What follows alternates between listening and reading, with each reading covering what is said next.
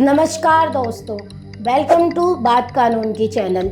आज हम बात करने वाले हैं एक ऐसे केस की जिसने ना केवल एक व्यक्ति का जीवन बचा लिया बल्कि कई लोगों के लिए एक ऐसा एग्जाम्पल सेट कर दिया है जो आने वाले टाइम में कई लोगों को एक ऐसे गंभीर अपराध के दोषी होने से बचा लेगा जो कि अपने आप में एक लैंडमार्क जजमेंट बन जाएगा।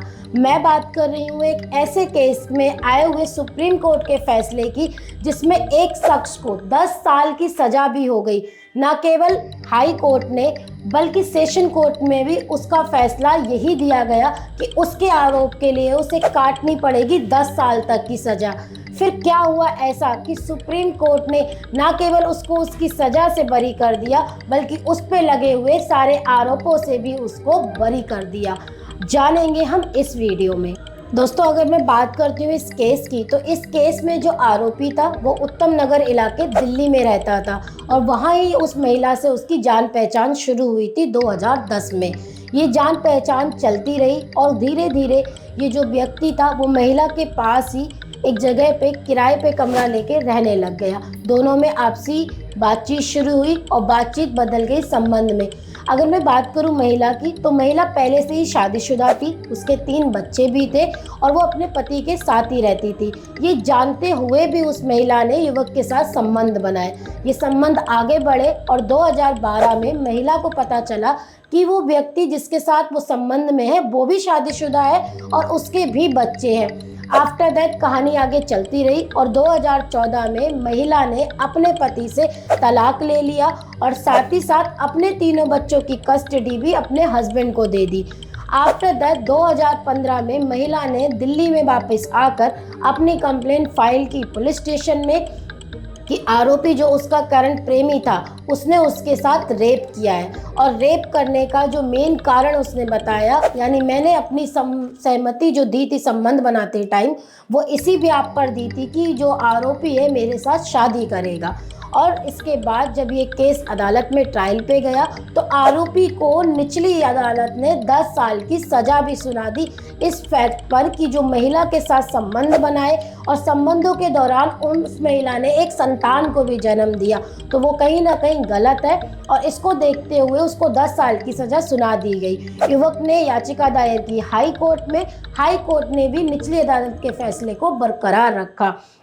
टर्निंग पॉइंट आता है दोस्तों जब युवक ने 10 साल की सज़ा होने के बाद सुप्रीम कोर्ट में इस फैसले को चैलेंज किया।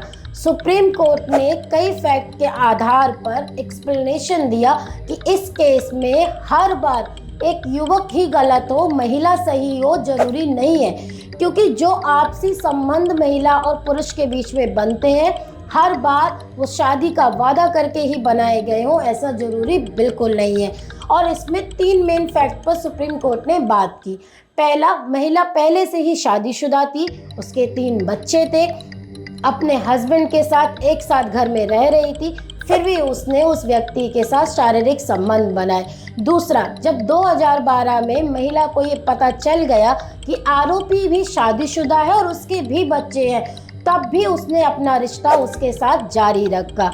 तीसरी और ज़रूरी चीज़, यदि उसके साथ जोर ज़बरदस्ती से संबंध बनाए जा रहे थे तो 2010 से लेकर 2015 यानी 5 साल महिला किस चीज़ का इंतज़ार कर रही थी? अगर जोर ज़बरदस्ती हो रही थी तो उसने पहले शिकायत क्यों नहीं दर्ज की?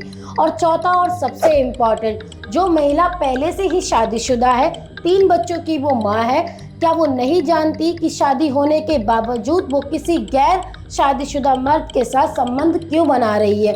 न केवल संबंध बना रही है बल्कि एक बच्चे को उसने उससे जन्म भी दिया। तो यहाँ पे महिला की मैच्योरिटी पूरी तरीके से थी, जोर जबरदस्ती का तो सवाल ही नहीं आता। साथ ही साथ अदालत ने निचली अदालत के फैसले और दिल्ली हाई कोर्ट के दिए हुए फैसले को भी खारिज कर दिया, जिसमें साफ कहा गया है कि कहीं भी जोर जबरदस्ती, झूठे वादे पर शादी करना और संबंध बनाने का फैक्ट ही नहीं होता, क्योंकि महिला पहले से ही मैच्योर थी और जो शादी के वादे की अगर बात थी भी तो 5 साल रिलेशन जब उनका चला तो उस दौरान महिला के द्वारा कहीं कोई कंप्लेंट क्यों नहीं की गई।